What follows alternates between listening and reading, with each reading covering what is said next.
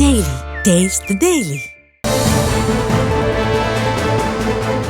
2026 சட்டமன்ற தேர்தல் வெற்றிக்கு அறிகுறியாக ஈரோடு கிழக்கு இடைத்தேர்தல் இருக்கும் என அமைச்சர் சேகர் பாபு தெரிவித்தார். சென்னை வால்டாக்ஸ் சாலையில் உள்ள சாணிக்குளம் பகுதியில் திமுக சார்பில் நடைபெற்ற சமத்துவ பொங்கல் விழாவில் கலந்து கொண்ட அவர் உரி அடித்தும் சிலம்பம் சுற்றியும் மகிழ்ந்தார். இதனைத் தொடர்ந்து செய்தியாளர்களுக்கு பேட்டி அளித்த அவர், யானை வரும் பின்னே மணி ஓசை வரும் முன்னே என்பது போல ஈரோடு இடைத்தேர்தல் வெற்றி 2026 சட்டமன்ற தேர்தலுக்கு அச்சாரமாக அமையும் என்றார். இந்த ஈரோடு இடைத்தேர்தலை பொறுத்தளவில் யானை வரும் பின்னே மணி யோசை வரும் முன்னே என்பார்கள்.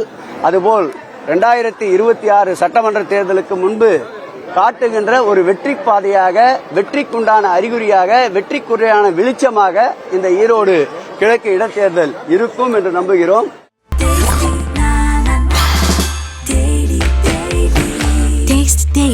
Taste the Daily.